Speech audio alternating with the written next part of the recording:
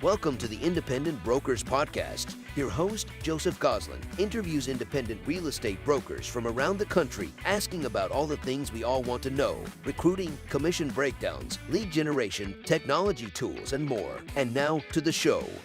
Welcome, everybody, to the Independent Broker Podcast. Today we have Joe. How are you doing, Joe?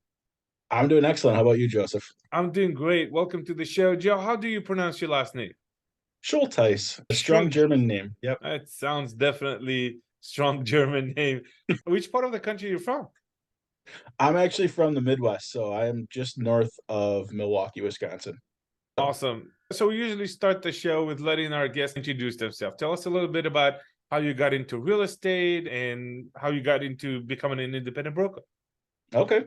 So how I got into real estate is a little bit different. I guess it's pretty similar to most people. Bounced around most of my career prior to real estate, doing a lot of restaurant work, done all aspects of restaurants, front of the house, back of the house.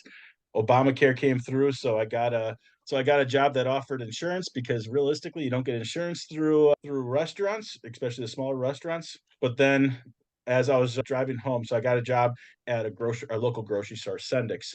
And as I was driving home one night, snowstorm in the Midwest are never fun.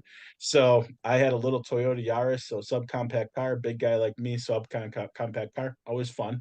But driving home, UV hit some black ice, spun into my lane, and actually hit me head on there. Oh, wow. So both sides were going about 55, 60 miles an hour in the snowstorm. So actually had to get cut out of the car, shattered my hip, was going to lose my job because of FMLA. So I had time to look back at my life and just say, hey, you know what? What did you most enjoy about all the careers you've had in the past? And it all went back to the same thing over and over again, just really helping out those individuals. And especially even when I was a chef, I was always somebody who was out there talking to my customers and clients and finding out, hey, how can I be better? What can I do better to help you, serve you? So long story short, that happened. So while I was, or my mom is, and also my mom is my partner in real estate right now as well. So it made the life a little bit easier when I was like, you know what, I'm going to be locked up for several months with a shattered hip. So that's where it went back to, was just helping people and just enjoying really helping out individuals. Shattered my hip, while I was sitting on in 2015 or 2014, this was just sitting on the couch, not really having much to do. So started taking the courses for real estate. My mom was totally supportive of me, saying, hey, you know what, you got a job. I'm like, oh, thank goodness, because you know what, you own the brokerage, so I hope you'd be able to bring me on. So that's always a fun thing. So fast forward, everything was going smooth, took the courses, took the test, passed. Who knows if it was for flying colors or not, but I passed. That's all that matters. So got into real estate in 2015 then, because it was end of the season by the time I got my real estate license. So I jumped in there, just really struggled like everybody else. Thought it was going to be easy, thought it was just going to be just taking checks and signing my name and putting a lot of money in the bank account. No, Reality it's not hits. that easy. Reality hits. But HGTV makes it look so good. Is that not how it works? I know. Yeah. So kept on going with it, and finally got into the right mood. So got upwards of 35 to 40 sales a year. So not great, not horrible, somewhere in between. So it was just, and then about back in 2021, right after COVID kind of finally let up, at least in our area, depends on the area of the country, became owners of Allied Realty Group. So we were just a small boutique brokerage. So we were looking at it, talking it over, trying to figure out how to really grow our brokerage. So at the time, we really only had me and my mom were the two main contributors for Allied Realty Group. And then we had several others as well that were able to help us out that had a couple sales here or there. And one of the people was my mom's former partner, but she was moving to another part of the country, so she was leaving. So we're like, okay, it's time to make a couple changes. With switching over to being a part of part owner of the brokerage, we really didn't have any training to really help the agents out with. So when they were coming here because of the splits. And Joseph, as they most of the time, yes, splits are awesome to know about, but that's not the main reason why people come to a brokerage. They have to have you got to have a better idea of why people come. What I did was I started doing a little bit of research. Actually, your guests, Jake Dixon, got in touch with one of his great understudies, Kristen, and signed up with the locker room. So that way, helped out with the coaching and the training aspects, and then also just restructured a couple things with our brokerage and with getting together with them. Since then, we've added another 5 agents onto our agent count. Right now we're sitting at 11 people total in the brokerage, which not a huge brokerage, not a small brokerage, somewhere in between. So we're very fortunate in that sense. So Yeah, I know we don't discriminate. We had guests that had 2, 3 agents, and we had guests that had 30 plus. So it doesn't matter how many you have. That's why we're talking to everybody. And you mentioned getting in touch with a coaching organization, and it is one of the big challenges we keep hearing from a lot of the brokers out there, the independent brokers, is that you're on your own and you got to figure things out. And sometimes you just need a little help from somebody that we not new as you. And that's really where this podcast came from, right? And people want to hear these things, want to know about what everybody's doing, whatever systems everybody's using. So we figured, okay, let's just make a podcast out of it. We don't make money out of it. This is not for profit. I'm not selling anything. I don't have a coaching program for brokers. I just do that because I felt everybody wants to know that, myself included. So that's how we started. So you mentioned you have about 11 people combined, I'm guessing, including you and your mother. yes, that's true. Awesome. So how do you guys run the operations? Are you running as a team? Are you running as every agent is individual? A mixed bag of things? How do you guys look like structure wise? We're running it more as a mixed bag. So it with our group, it really depends on how much training and coaching they truly need. So the more needs that they need, the more they're going to be treated as a team or as on a team. So that way we can really just overlook them or oversee what they're doing and understand what they're doing. Because agents that we've brought on in the last couple of years, they aren't huge producers. They're not. We don't have any heavy hitters on our team. We have more of the people that the reason why we teamed with the locker room is because they focus on those 25 or less agent or or less transactions. And that's really what helped us out and what brought it together. And that's who our people are. Helping those people are just starting off and just not really understanding how to do it. Because a lot of times the one thing that people are missing from becoming a rock star agent is truly just understanding how to actually run a business. Because when you get into this industry, you get your license. And I've learned from a handful of people, not even just my agents that I've brought on, but the other people or the handfuls of other people that I've talked to is they don't have any training. They're told to go out. I had one person tell me that their broker just told them to post on Facebook and didn't even give him any more information other than just post on Facebook. I'm like, so what are you supposed to post? And she said, I don't know. I'm just supposed to post on Facebook. I'm like, so you're just supposed to say what you're doing that day, or are you trying to talk about real estate? What exactly are you trying to do? And she wasn't able to give an answer because a lot of times we don't have that guidance to be able to take it to the next level. So going back to what the question was, it depends on how much training and coaching they need. The more training and coaching, the more I'm going to treat it as part of a team. Got So it. So 22, how does it look like in terms of GCI, or you can name dollars or number of transactions, but just so we'll have an idea of the volume the brokerage is moving. right now 2022 was a difficult year for us when we changed over the structures and everything like that. The 3 new agents that we had didn't really start producing. So up until August of last year, 100% of all money brought in was between or came from me and my mom. Okay. So it wasn't so last year was a little bit more difficult. We barely broke even is really what it came down to. We did finish the year, was it we were just over 60 transactions. So Okay. it wasn't a huge market for us, but this year is looking a lot better right now. We have 3 different agents that are actually on pace to be over 20 transactions, one of them including myself. We should be right around projecting right now should be between 80 to 90 transactions. So That's great. we should yeah, so we're seeing a huge change just because of just changing things up just a little bit, just tweaking things just a little bit in our industry.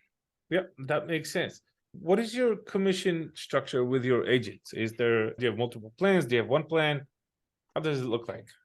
So we have multiple plans. So our cap for brand new agents is only $15,000.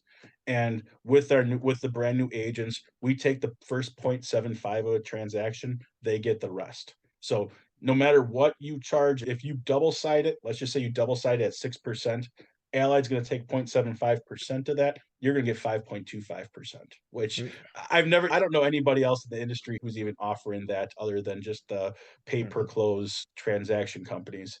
And then also on top of it, they're getting true coaching, not just training sessions, but true at least 1 hour a week sitting down with either myself or my mom and just having that ability to get that coaching that they need.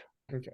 That's the first time I've seen anybody put it like this. So normally we hear 75-25, which is exactly the 0.75 if they get 3%.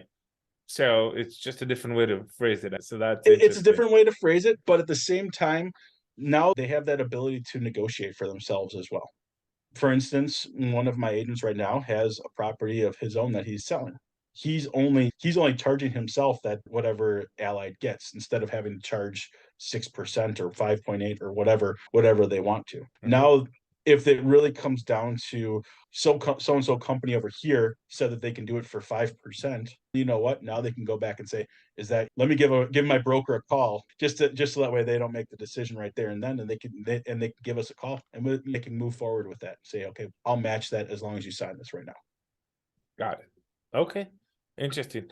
So you mentioned you went from just you and your mom to 11, which means you recruited 9 agents. What are you doing for recruiting? What kind of activities? What kind of a process? Are you using an outsourced recruiter? Just tell us a little bit about your recruiting process. So 2 of the agents that I got last year, they were brand spanking new agents. One of them actually, I helped him buy a house, and he just enjoyed the process so much that he got his license. So he's part-time, but he's doing great. Another one, I just posted on Facebook on Marketplace that, "Hey, we're looking to expand here at Allied Realty Group. Do you know somebody that's looking to change careers or even just change their brokerages? We'd love to at least sit down and talk to you and show you what we have." So those were the two of of them that came on end of last year. Another one was, you know what, I had a drip campaign that I was emailing out to about 800 agents in the area end of last year, and Mhm. another one just came from there. He knew of our brokerage because when he was a contractor, his wife was also a real estate agent. She actually worked for us when the brokerage opened up. Okay. Then we do have several that are a part of our brokerage. They do a couple sales here or there a year, but they're not big producers. They were on our they were on our rosters last year, but they just didn't do it. The last 2 that I just brought on beginning of this year, actually, they came through just, you know what? I got a list of all the people that had their broker or that took their real estate license and got their real estate exam or passed their real estate exam in the last 3 years, and I actually sent out handwritten letters to their home addresses, just introducing myself, saying, "I'd love to here's what we have, you know what?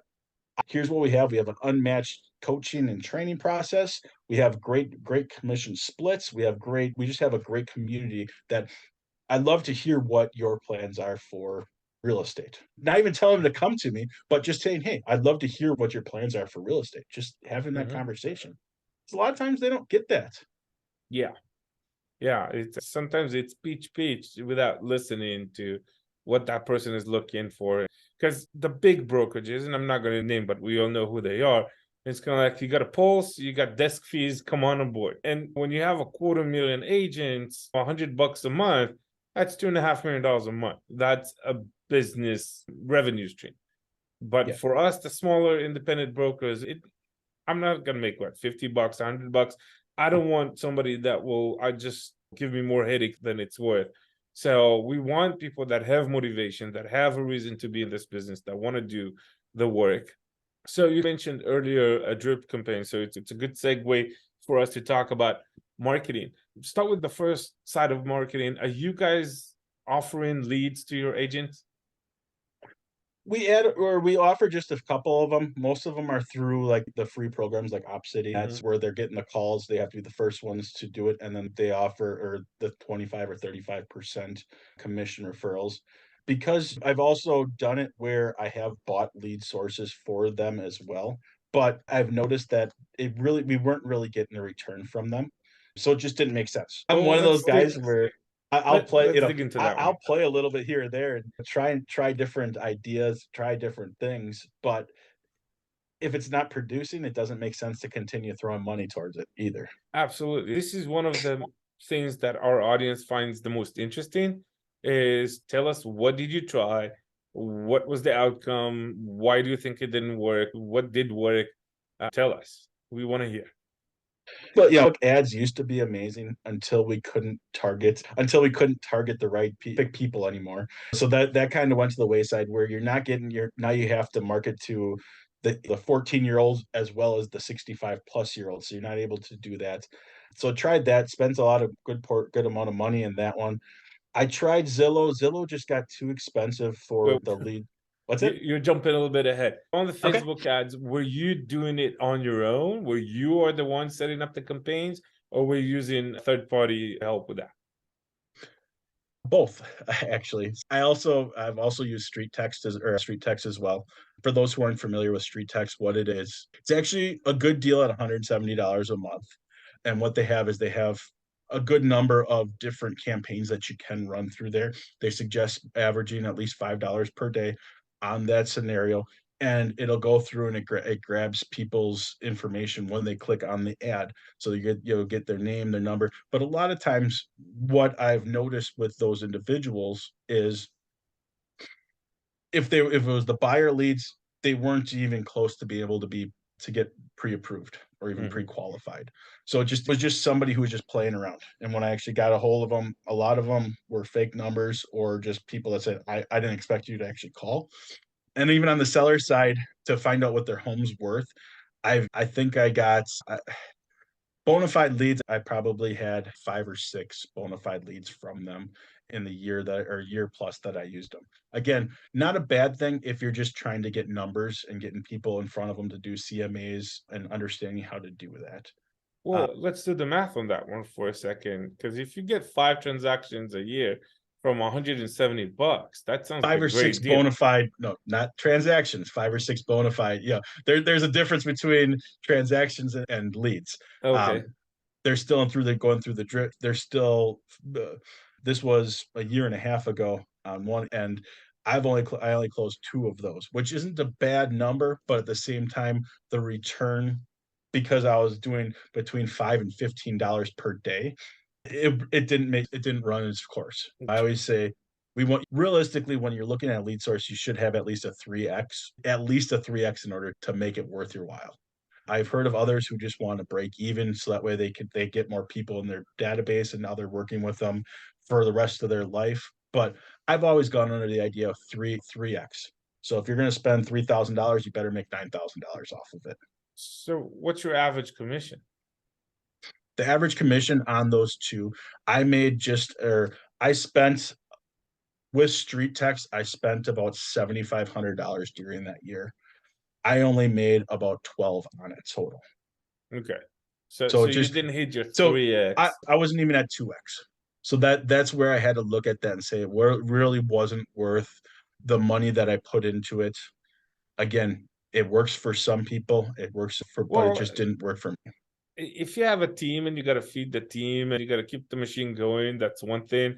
But a lot of people will go, wait a second, you put 7,500, you got 15,000 or 14,000, then you made money. It's worth it. They don't realize, yeah, but I also had to spend a lot of time on a lot of people that were going nowhere. And this is what I keep explaining to my team. Internet leads, and it doesn't matter what it is, honestly, even if you sell toothbrushes, it's about 2 to 5%. right? The best industries can get 5% conversion, normally 2 to 3% conversion rate. But that means you're spending time on 97, 98% of the people that are getting sent, and there's nothing coming out of it. Exactly. That's time you could be spending doing something else that could have produced other activities and produced other transactions. Yeah, not everybody look at it from the perspective of the other 97% of those leads that have wasted your time. Exactly. So street text, it just didn't make sense for me. And I still have a list of about just north of 1,000 leads that I've got received from not just street text, but several others, as including, like I said, Zillow, Realtor.com, my own Facebook leads, so on and so forth, that my agents can just call on just to introduce themselves, see if they can't do it. Again, you're not going to have that 3 to 5% return, but you'll have about a 1 to 2% return in that scenario. So I do have a lead source for them, a lead generator for them if they need it. But with my agents, I think that the bigger thing for them is to teach them how to build the business right. Yeah. If you do it, your real estate career should be like a train. It takes a heck of a lot of effort to really get that going. You're using up a lot of effort right away. But you know what? Right now, this year, I'll sell between 24 to 28 homes this year without trying to advertise Joe Schulteis Allied Realty Group at all, because I built a business. I could have just stayed with just working on Joe Schulteis Allied Realty Group without growing the brokerage at all, but that wasn't my goal. My goal is to help out other agents to achieve their goals in their career by showing them how to do it properly. You know what? I'm sure Joseph you've wasted plenty of money too, trying to go through all the different ways to the miracle money that everybody promises. And No, it's I actually never signed up for one of those programs, because every time somebody calls me with these things, my first question is, okay, can you give me 2 or 3 agents that have been with you for more than a year? And not a single one have yet to come up and say, yes, here, talk to this guy. And it's just, if you can't show me a customer that stayed with you for over a year, then you're just churning through other people and find another sucker to pay you for 3 months and then give up on you. Yeah, I agree. And that's where, you know what, just like my last name with being a hard name to pronounce, you know what, the head is just as hard up here, that, you know what, I still haven't learned that. I still haven't learned that myself. I waste a lot of money every year, but what I do is every end of the year, I really start to dive into my own, not only mine, but my brokerage's numbers too. Just say, hey, where are we spending money that really you aren't getting a return on it? Where can we cut expenses that could go elsewhere, or at least just come back into our pocket and make us more money that's not performing properly? And I think that's one of the big things that we have to do as realtors or as Yeah. brokerage too. So where do you see a return on your investment? The funny thing is, the best return that I've seen is just my sphere of influence. It's just reaching out to those, having conversations with your friends, family, past clients. Because you know what? Just because they're a past client doesn't mean they're not your client still. Treat them as your client forever. Because Yes. if you look at numbers, the bulk of people want to use the same exact realtor over and over again, but we suck at follow-up. We realtors suck at follow-up, and that's what we need to get better at. Because if you just stay in front of them and just call them once every couple months, once every 3 months, find out Yep. how they're doing. Just having a good conversation with them, they're going to remember you. They're going to now all of So a sudden. I'm a little bit more assertive than you. I tell my agents 20 touch points a year. Okay. You got to talk to your sphere 20 touch points a year. And I tell them, look, federal holidays is 11 giveaway here, free.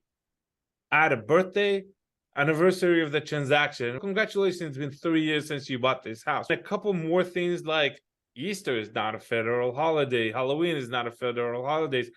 It's not that hard to hit 20 touch points a year. And you can automate 80% of that.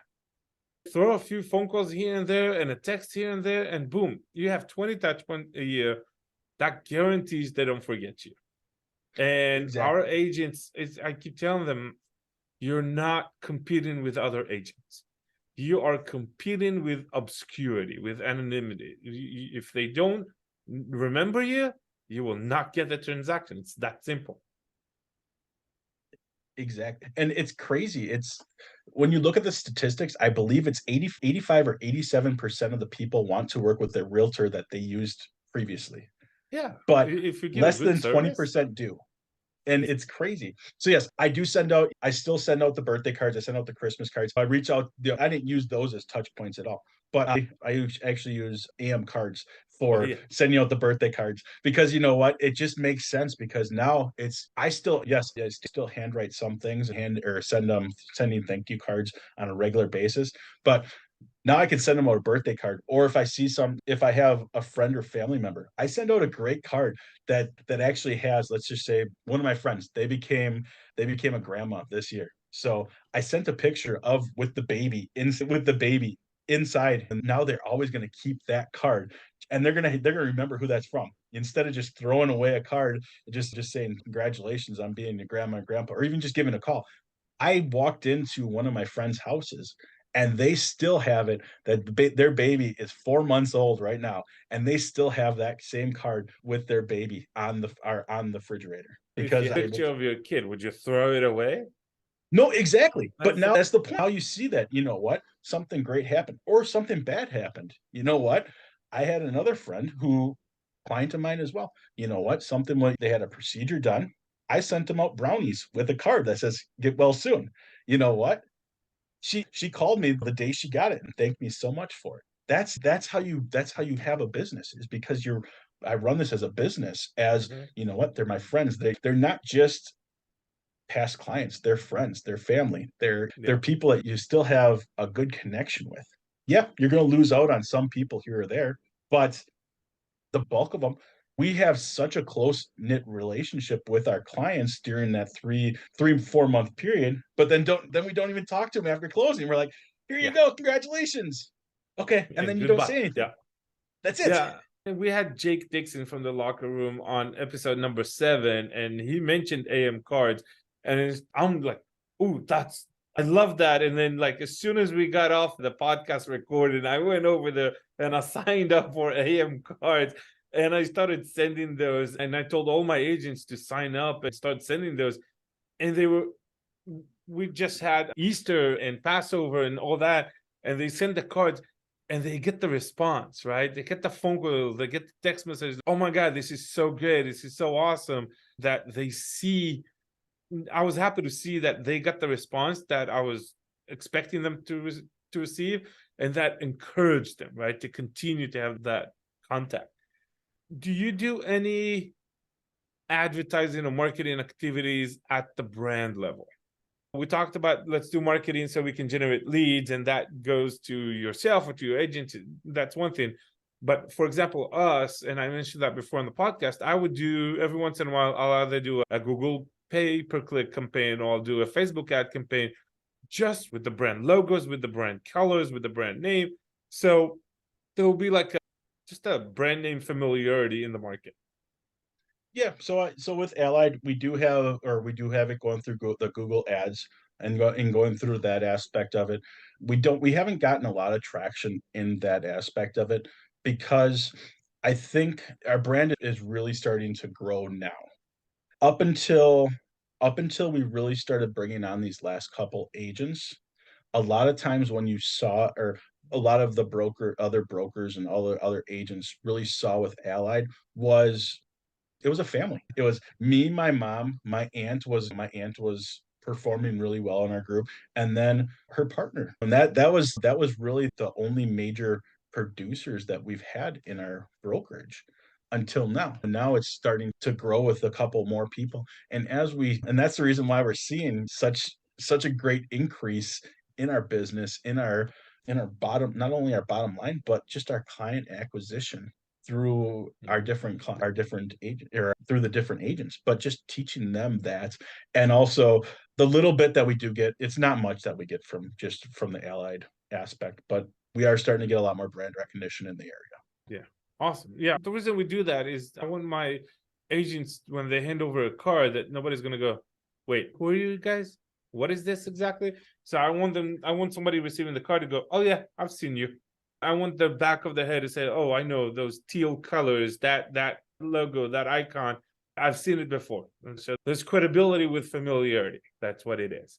Yep, and we're getting that more and more with the other agents and the other companies and the title companies, because the other thing I do myself and I'm teaching the agents to do as well is every time you have a closing, send out a thank you card just to the other, not only to the other agents, just saying, hey, thanks for helping on this transaction. We did great.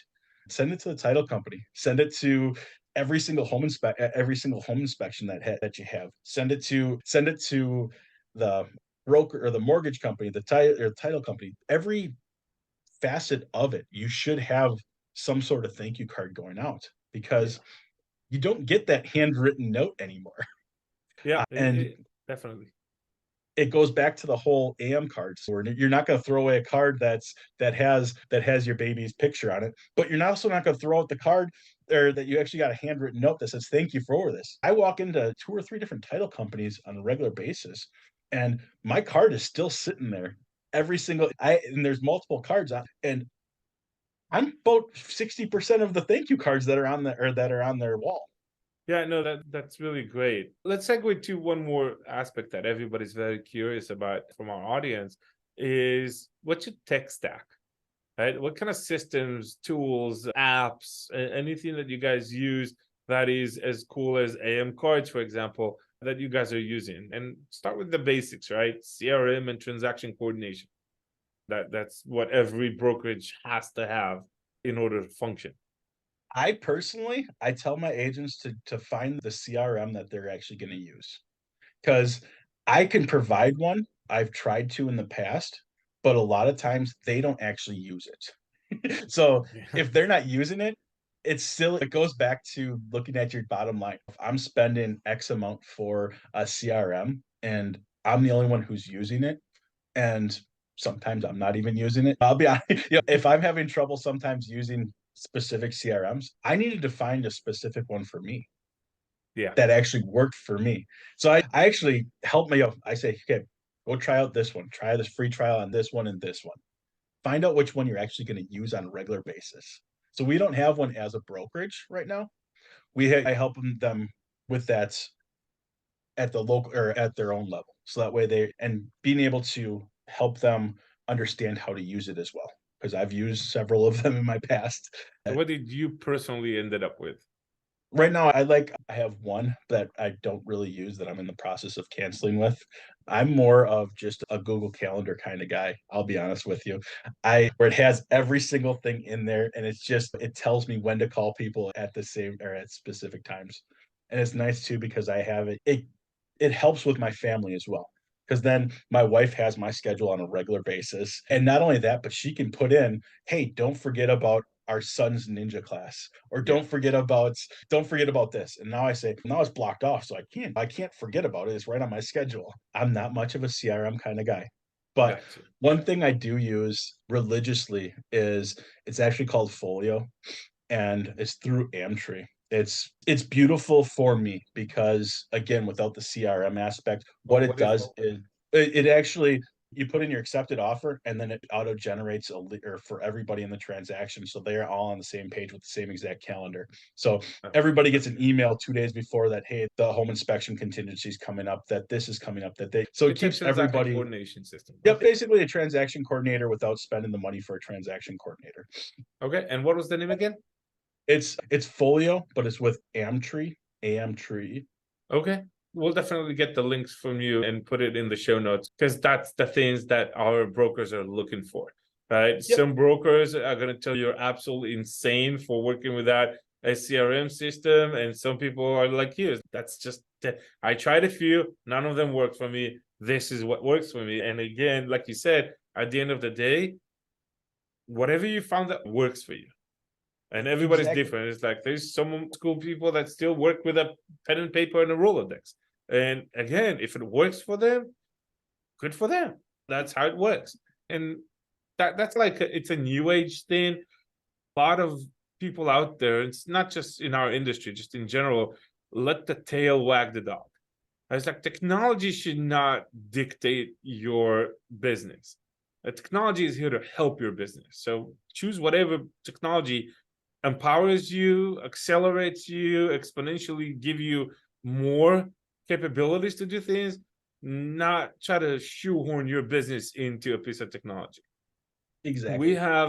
We've historically been using HubSpot. We still use HubSpot. It's a very sophisticated CRM, which worked for me because I have a very rich technology background. I've been in software for many years, but I see that my agents are struggling with it, and they're not going in there as soon as they should, as often as they should. So we're actually in the process of reevaluating. We're evaluating Go High Level. That's one of the CRMs that we're looking into, and that's really what it is. It's kind of like, I gotta find a system that my agents will be in it, and if they're not in it, then what's the point?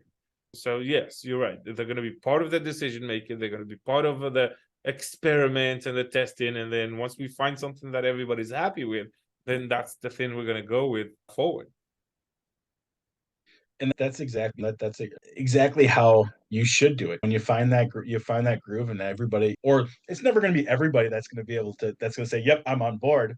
There's always going to be, you know what, this is stupid. I'm going to go do my own thing, and maybe those people aren't the right people for the company either. You know No, that, or so for me, it's the functionality that I want to insist they have.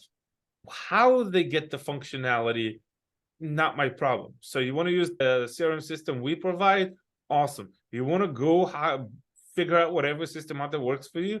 Go for it. You want to use Google Calendar? Use Google Calendar. You want to use a piece of paper? Use a piece of paper, but show me that you have the ability to track, to follow up, to do those 20 touch points a year, to tell me exactly at any given point what's going on, how many clients you're working with, what's their status. But if you're going to try to remember this and work off your phone, and you're not going to be able to survive this business. So that's really where I am. So as far as I'm concerned, I need you to have the functionality of a CRM. What technology does that in the background, or piece of paper? Don't care. Not my problem. That's your problem. Or actually, that's your responsibility. It's not a problem. But I'm going to provide you a system that hopefully I'll find the best one that will make sure you can do all those functionality. But you don't have to use our system. What other apps and software and cool stuff you guys have? Come on, this is my favorite part of the show, hearing about all those little tools. That's the fun thing about it, is I don't have a lot of techie things. The bulk of It doesn't have to be techie. AM cards, it's greeting cards. It's nothing yeah, techie about it. AM cards is awesome. Folio, it cost me $18 per person per month, so it's not really that expensive. It works out for me. But the bigger thing that I have is going to be the training aspect of it that I have with the locker room, to be 100% honest with you. Because what that does for me is it helps with that accountability. And what they have is they actually have two different paths for agents to go on. One of them is, if you are at 0 to 12 or 0 to 12 transactions, you start here and you follow the yellow brick road, the racetrack to the end. And so now they're being taught to do this first, that first, and do it in an order. And now it's breaking down all four of my agents that are going through it right now. They're working on the agent action plan. So now what that's breaking down for them is breaking down the business aspect of it. It's breaking down the clients and how to reach out to your sphere, and how to get your client list going, how to get your partners set up.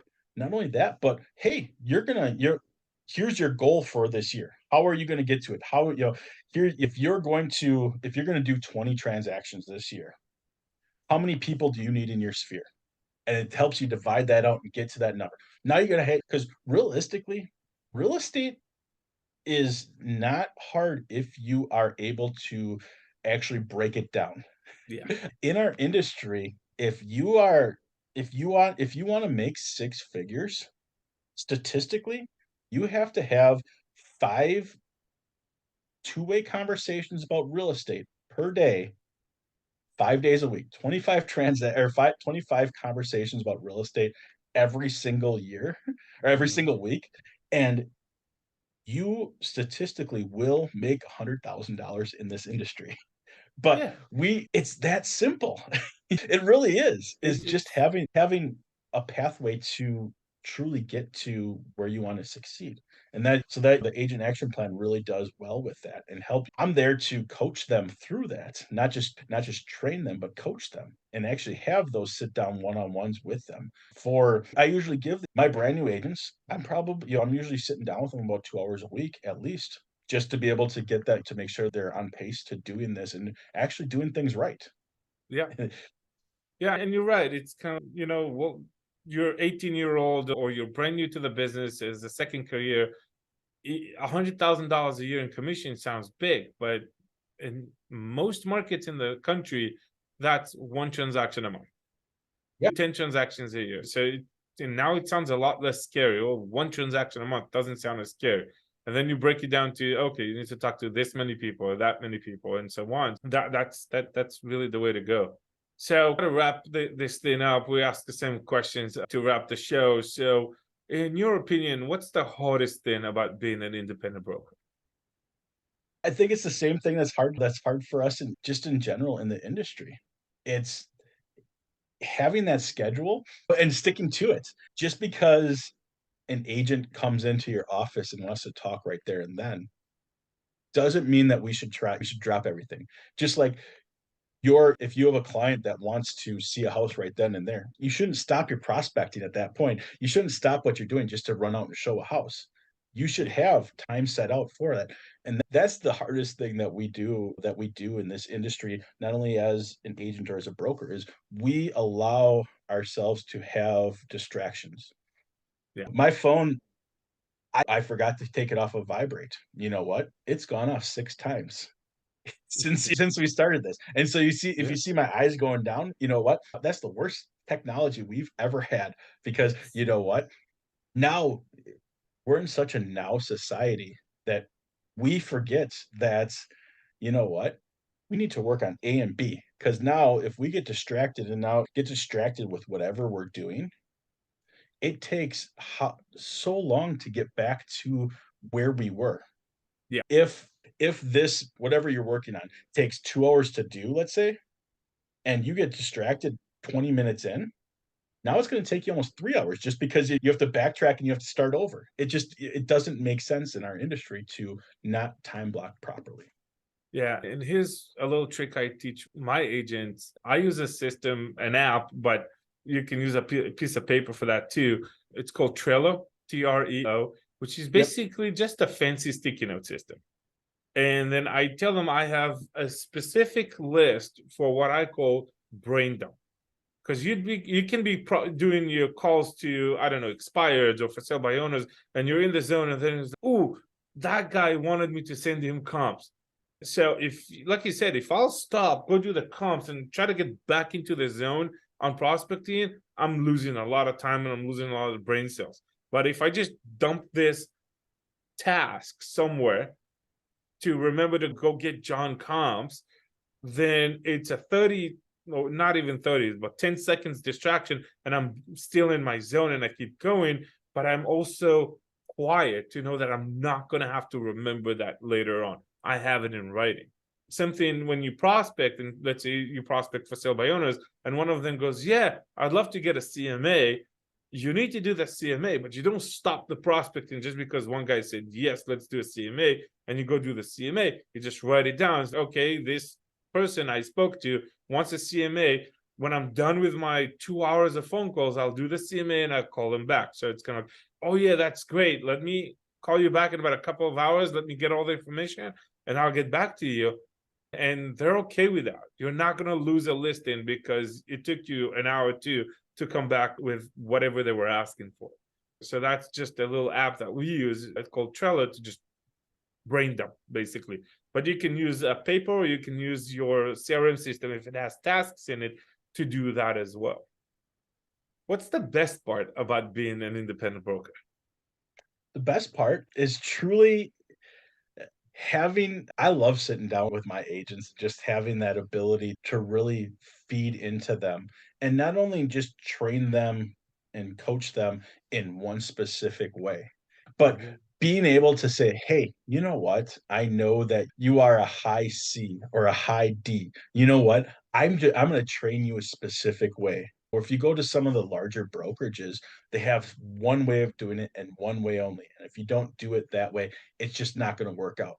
Well, that's Mhm. silly. That's probably the worst thing you can do for your agents. I love being able to sit down and saying, "Hey, so because you are a D, these are the things that are going to help you out the most by doing A, B, C, and D to be able to get your client to work on your clients." Yep. Whereas if you're an I, you're doing this, or a C or an S or whatever you are. Or if you're a CS, this is what just being able to help them in that way. Because our industry is not one size fits all. No. If you talk to most people, you know what? There's a large number of introverts in our industry. And Well, yeah, and everybody's trying to put it into a mold. You got to do this and you're going to be successful. Yes, but you can also do this and you can do that and still be very successful. I got one agent that, for the love of God, doesn't matter what I do, I can get her on the phone. She's never going to cold call anybody. It's just, that's not her thing. So as a broker, my job is to say, okay, we still got a prospect and we still got to feed the funnel from the top. So what other things can we do that you will feel more comfortable doing? And I'll give you another 20, 30 prospecting ideas that does not require getting on the phone with a stranger. You're absolutely right. And adjusting your coaching, your broker coaching, is absolutely critical to have happy and successful agents. Like, wrapping things up, if anybody wants to reach out to you, maybe they're in your area and they want to join the brokerage, or just another broker that want to brainstorm, say, hey, how do you do this? I hate CRM systems. Show me how you do the Google stuff. Whatever it is, how can they find you? And we'll make sure to put all the links in the show notes. you can always give me a call, shoot me a text. My telephone number is 262-224-0092. I answer my phone, believe it or not. That's one thing that's another thing that we do wrong in this industry. So I answer my phone unless I'm with somebody, because you know what? End of the day, I think that's one thing that we lose out on. Or you can shoot me an email. My email is joe@alliedrealtygroup.biz, or find me on Facebook. I Joe Schulteis. You can check out Joe Schulteis Allied Realty Group. You can check out my charity, Splash Out Hunger. You can check out Allied Realty Group. There's all those different We're ways everywhere. to see it. Awesome. So we'll make sure to get all those links from you and we'll put them on the show notes. And so thank you so much for coming up. It was a great show. I appreciate it. Thanks, Joseph. Awesome. And for you, the audience, if you want to see more interviews like this with independent brokers, just find us on the independentbroker.com or on YouTube, on our YouTube channel. Just make sure you subscribe and hit the like button, or give us a review wherever you consume your podcast, on iTunes, Teachers, Amazon Cloud, and so on. We'll appreciate it, and we'll see you on the next one. That was awesome. I learned something new. I hope you did too. And if you want to learn more from our expert, please subscribe to the channel and share with your friends.